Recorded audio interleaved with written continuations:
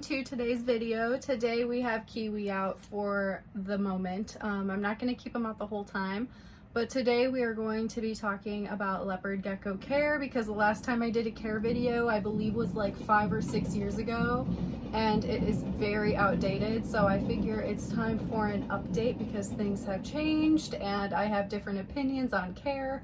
So yeah, we're gonna dive right into it. Leopard geckos are one of the most popular pet reptiles in the hobby, and for good reason. They are amazing pets and amazing for beginners. So yeah, we're gonna jump into it, let you guys get a better look of Kiwi here. Super cute. They are just some of the best geckos ever. And Chacho is so interested in Kiwi, but I don't want him getting super close because Kiwi most likely will not enjoy that. Chacho, for the love of God. So the first thing I want to talk about is the enclosure size for a leopard gecko. So this is something that over time has changed quite a bit. People used to recommend a 20-gallon for a leopard gecko, and I believe that the current minimum for an enclosure for them is a 40-gallon, which I think it's doable. It's all right. But I honestly would recommend going larger if you can. I think that having a 4x2 floor space for them, a lot of people think that that is like obnoxiously large for a leopard gecko. And honestly, I did myself.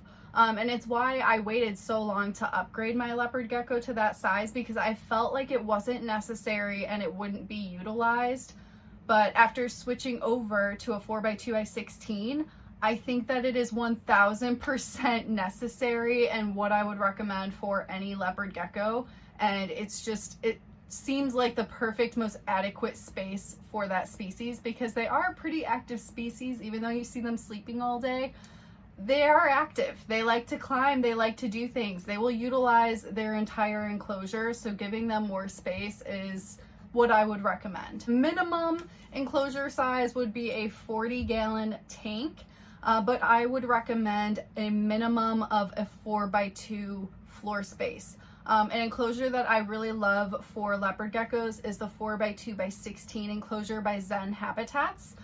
This already comes in PVC, so you can use heat pads with it, which is fantastic. I like this size for them because it's not too tall. Leopard geckos don't need a lot of height. They do love to climb, and you can put climbing features throughout the entire enclosure, but they don't need a lot of height.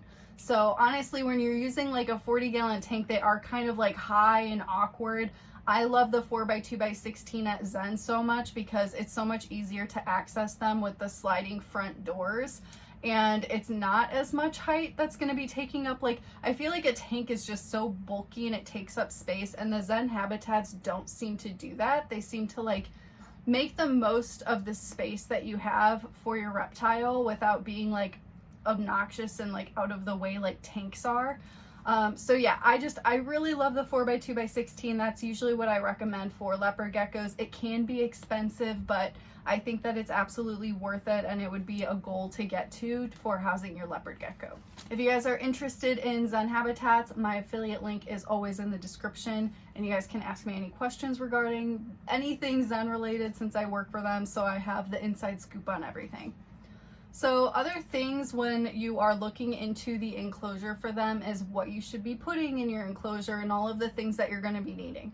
So some of the other things that you're going to be needing are lots of hides. You're going to need a minimum of 2 hides. If you have a larger enclosure, I would recommend offering way more hides than that, because they'll utilize them, and it's good to have them in different areas of the enclosure. You want one to be on the warm side where they can get heat. You want there to be a cool hide. You also want leopard geckos to have a humid hide. We're going to touch upon that a little bit later, but that's a minimum of 3. So I said you need 2. You actually need a minimum of 3 hides. If you can't go more, I would recommend it, especially if you have a lot of space and you want to take up some of that space. Great way to do it is just add hides throughout the enclosure. These guys love their hides, so it's absolutely necessary, and it will help them feel less stressed in the enclosure. So as I mentioned earlier, these geckos really love to climb, so I would recommend using a lot of different cork bark slates, and you can also use them as hides too. Some of them are rounded, so your gecko can climb on top of it or hide underneath of it, so that's a great feature for them. You can also just add different sticks or branches throughout your setup. These geckos will climb on them. They are very, very good at climbing. You wouldn't expect it for them, but they absolutely are, and it is a great form of enrichment for them to be able to climb throughout their enclosure. Next up is substrate. So substrate, there's so many different options that you can do for leopard geckos. One that I would recommend avoiding is the reptile carpet that you will see at Petco or PetSmart. That is just blah. That is breeding ground for bacteria. You can never properly clean it, and it's just gross. Anytime the animal goes to the bathroom, it's going to just be embedded in that mat. Like, it is gross. So I don't think that is very hygienic to use the carpets, so don't be using those. Other options, some people use paper towel, which is very basic, or newspaper, and just clean it out often. That is something you can do. If you want it to be more naturalistic, which is what I would recommend, I love using Josh's Frogs biobedding. They have a desert one that has some sand mixed in, and it's also used for bearded dragons. It can also be used for an arid species like leopard geckos. So fantastic. And if you do want to add microfauna to it, it's a great substrate that can also help establish your microfauna and give them a healthy environment. So that's also something to look into. There's just so many different options when it comes to substrate. And I find that if you mix multiple different items together, that seems to be the best for any type of reptile species. But the Josh's Frogs biobedding in particular is just my favorite because they do the combination of all of these different things with the sand and the moss and the dirt and all of these wonderful things. And it's just done already, so it makes your life easier. So that's why I like it. Obviously, you're going to need a water bowl for your leopard gecko. I would recommend something that isn't too deep. These guys are not swimmers, so you do not want to offer them a really deep water bowl that they could possibly drown in. So you do want to make sure that it is pretty shallow. That way they are getting hydration and not at risk for drowning, because we don't want to see that. Other things to add throughout your enclosure is just decorations. You can do plants. The plants will be great because it will fill in empty spaces and offer more hides and security for your gecko, especially if you're getting a new one. You want it to feel safe in the environment. So filling out that environment as much as you can will really help to make them feel safe. Next up, we're going to talk about the heat. So when it comes to heating for a leopard gecko, there are so many different options that you can do for them, and it really is up to you. There is no right or wrong, so long as you're doing it the correct way and making sure that you're reaching the adequate temperatures for the gecko. That's all that matters. So some of the options that you can use would be a white light heat bulb that you can place at the top of the enclosure. You can use a heat mat regulated by a thermostat. You could use, I forget what they're called. It's a bulb that basically radiates heat, but it doesn't have a light with it. And a lot of people like that in particular for leopard geckos because they don't like to have exposure to a lot of light during the day. So that's a good way to make sure that they're still getting that heat without all of that light exposure. That might stress them out. So also that. There's also radiant heat panels, which also do something similar where they aren't emitting any light, but they are offering that heat underneath. So the best thing to do is to just make sure that you are using a temp gun and measuring the basking area or your hot spot for your leopard gecko, and make sure that it's reaching the desired temperature for your gecko. And so long as you're reaching the desired temp range and it's staying where it's supposed to, then that is exactly what you should be doing. Then that's all that matters. It doesn't matter which type of heat source you're using because so many different kinds can work for this species. So additional lighting that you can offer your leopard gecko, if you are offering live plants, you can use LED lighting.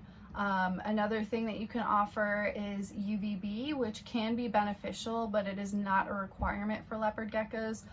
If they do get some natural exposure in the wild, then it can be beneficial for them to get some UVB exposure in captivity as well. So if you do want to go that route and offer UVB, I would recommend a T5 5.0 UVB for these guys, the shade dwellers, or you can use the Arcadia 6%. Next up is humidity. So humidity for these guys is fairly low. They are an arid species. You're looking at 30 to 40%, but you will need a humid hide. So a humid hide is very important for leopard geckos because they shed as they grow, and as these geckos shed, they are notorious for getting stuck shed on fingers. So a way to avoid this and to help make sure they're removing all of their shed properly is to offer a humid hide in the enclosure all the time. So you do want the humid hide to be reaching 70 to 80%. You want to make sure that it's always moist and it's always an option for them in the setup. Next up is diet. So diet for these guys, it can be kind of stressful for some people because they eat live insects. That is, they are insectivores. That's all they're going to be eating. And for people that don't want to be dealing with bugs, this is not the gecko for you. But if you can handle dealing with bugs, then it is perfect. So some of the staple insect feeders for leopard geckos are duvio roaches, black soldier fly larvae, crickets, silkworms. You can also feed hornworms and waxworms and superworms as snacks here and there since they are a little bit more fattier. You don't want to be feeding them all the time. Variety is also key for feeding these animals. Some of them will be picky and will prefer one insect over others, and it's very important from the start to just try to offer as much variety from the get-go as much as you possibly can, just to make sure that they are getting all of those different vitamins and nutrients in their system. Another thing that is important when it comes to feeding insects is to make sure that they are gut loaded. So you want to make sure that you are feeding dark leafy greens to your bugs before you feed the bug to your reptile. By doing this, you'll be offering way more nutrients for your reptile, and it will just be much healthier and have a better life. Something to avoid are any of the freeze-dried insects. I would not recommend getting them. These animals like to hunt by seeing movement, so they need to see a bug that's alive. It also will offer some enrichment in natural behaviors for them to be able to hunt their bugs as they would in the wild, and that is what attracts them when they want to eat, is by seeing that movement. And then also by feeding the live insects, they're going to be receiving way more moisture and hydration from those bugs as well as nutrients. So just feeding the live gut-loaded bugs is the best thing that you can do. Next up is supplementation. Supplementation are the different types of powders that you're going to be dusting onto your bugs before you feed it to your leopard geckos. So here's where it gets a little bit confusing when it comes to supplementation and vitamin D3. So if you are not offering UVB for your reptile, then you absolutely need to be using calcium with D3 to supplement for your leopard gecko. If you are using UVB, you can switch off. The thing is, a lot of leopard geckos, they're not going to get very much exposure to that UVB because they're in hides all day. But if you're noticing that your gecko is getting a decent amount of exposure to the UVB, then you can do calcium without D3. The thing is, it's a balance. You want to make sure that your reptile is getting D3. It can either get it through UVB. If not, it needs to get it through the supplementation. If your reptile is getting a lot of UVB, you don't want to be overdoing D3 in the supplementation. So that's where people get a little bit confused. Most geckos, from what I see, are hiding or just don't have UVB, so they absolutely need that calcium with D3. And I recommend using that basically for every feeding for your gecko, except for 2 times out of the month. Instead of using the calcium, you're going to be dusting a multivitamin instead.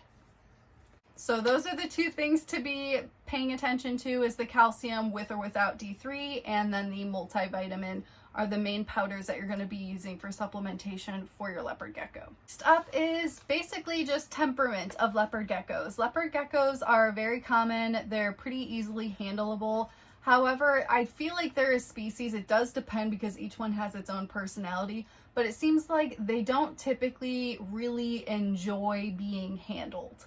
They will tolerate it for short periods of time, but it's not a species that I think you should have out for a very long duration. I think that it will stress them out. So if you want to handle your gecko, I would recommend doing it maybe just like a couple times a week for like 5 to 10 minutes at max. Just because you don't want to be stressing them out. They will tolerate things, but that doesn't mean that they're enjoying it.